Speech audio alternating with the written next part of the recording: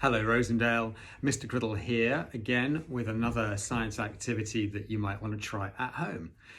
I want you to think about patterns in nature. There are certain patterns that repeat themselves. One of these is the branches of a tree. If you think about the branches of a tree, we also see that sort of shape in river deltas. This is where parts of the world, rivers, where they flow into the sea, the water then branches out. And from above, an aerial view, it looks very much like the branches of a tree.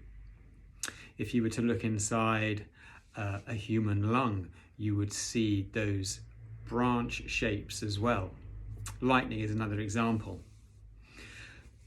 Spirals are another shape that are quite common in the natural world.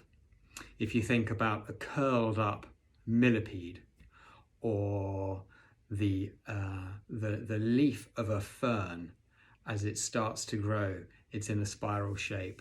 Shells, you will see often a spiral shape. Even on an enormous scale, galaxies sometimes are in spiral shapes. And then of course we think of hurricanes and tornadoes and whirlpools. And actually what you could do today is create a whirlpool or a vortex. And it's quite a simple thing to do. Now, of course, when you see water flowing down a plug hole, you're seeing that spiral shape. You're seeing a whirlpool forming. But it's quite nice to be able to see a whirlpool side on rather than just looking down, as we do when we see water going down a plug. To do this, all you're going to need is a bottle. Now, it tends to work better with a bottle which has a slightly wider opening to it. So you're going to need a bottle, and rather than using a lid, what you're going to need is to plug the end of it using a lump of blue tack or plasticine. Play-Doh would probably work. But the idea is that you need to seal the end, but create a hole like this. That's why using blue tack or plasticine is better than trying to make a hole in the plastic lid. It's quite difficult to do. It's a little bit dangerous. It's much better to do this. So you need to get a plug of blue tack like so and a wooden spoon. And it's a little bit of trial and error, but you're going to need to make a hole, which, I mean, you can see roughly what size that is. Yeah, it's about the size, slightly smaller than a 5p coin, okay?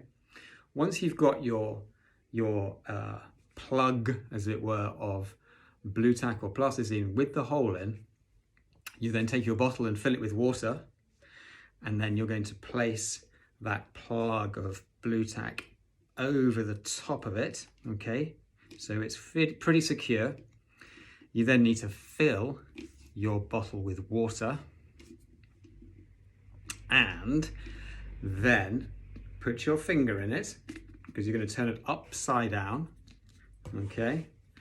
And you're going to turn it upside down then, and you're going to turn the bottle around with your finger still in the end before then releasing the water. And what you should see pretty clearly is a vortex, is a whirlpool, side on though. So it's a rather beautiful shape, I think, okay?